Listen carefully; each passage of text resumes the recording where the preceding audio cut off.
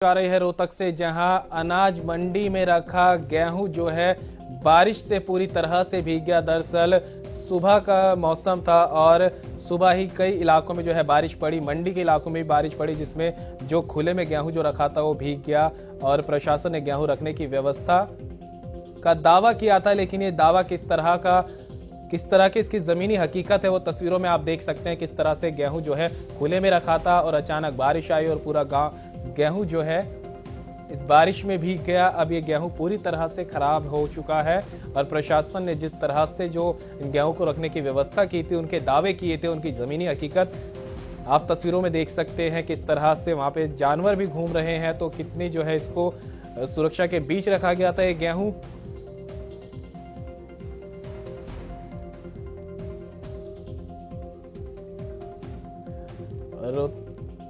रोहतक से इस वक्त की बड़ी खबर आपको बता रहे हैं, जहां अनाज मंडी में रखा गेहूं पूरी तरह से भीग गया।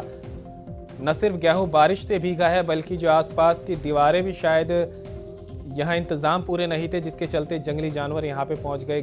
गाय जो है वो गेहूं को खाती भी दिख रही है। अनाज मंडी में बारिश से जो है गेहूं पूरी तरह से भीग गया है। मंडी में खुले आसमान के नीचे ये गेहूं पड़ा था, जिसका अब खामियाजा किसानों और आड़तियों को भुगतना पड़ेगा।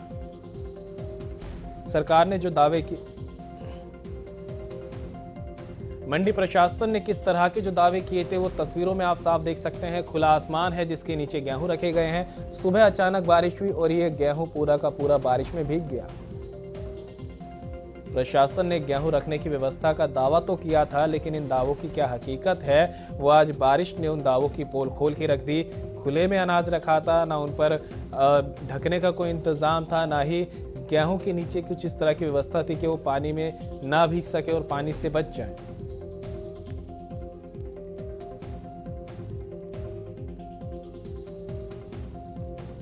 प्रदेश के कई इलाकों में जो है बारिश अचानक सुबह हो गई, जिसके बाद में मंडी में रखे गेहूं पर इस बारिश की मार पड़ी। प्रशासन ने गेहूं रखने की व्यवस्था का दावा किया था, लेकिन ये दावा कैसा है वो सब सामने आ चुका है। हमारे साथ हमारे सहयोगी हर्षवर्धन रोहतक से जुड़ चुके हैं। हर्षवर्धन, आपसे जानना चाहेंगे कि प्रशासन ने जो दावे किए थे उन दावों की जमीनी हकीकत क्या है और किस तरह से जो है बारिश ने सभी दावों की पोल खोल कर रख दी है।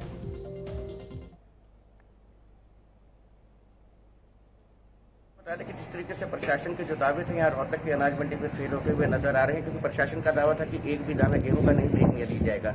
लेकिन आप बिल्कुल मेरे पीछे देख सकते हैं कि यहाँ पर आप दिखाना चाहूंगा कि सारा का सारा जो है खुले आसमान के नीचे गेहूं जो है ये बिखरा पड़ा है और कोई भी यहाँ पर शेड की व्यवस्था नहीं है। तो ऐसे में लेकर के जो है प्रशासन के दावे फेल हैं। हालांकि हमारी जो मंडी के उप प्रधान है उनसे बात हुई है कि सरकार के जो दावे हैं वो फेल क्यों है, तो उन्होंने साफ तौर पर कहा कि सरकार के तमाम दावे जो हैं वो फेल ही रहेंगे, क्योंकि सरकार ने सिर्फ किसानों को और आड़तियों के बीच में टकराव की स्थिति पैदा कराई है और सरकार ने ना किसानों का भला किया ना ही आड़तियों का भला किया। जी तो आपसे जानना चाहेंगे कि जो नुकसान होगा उसका खामियाजा किसको उठाना पड़ेगा?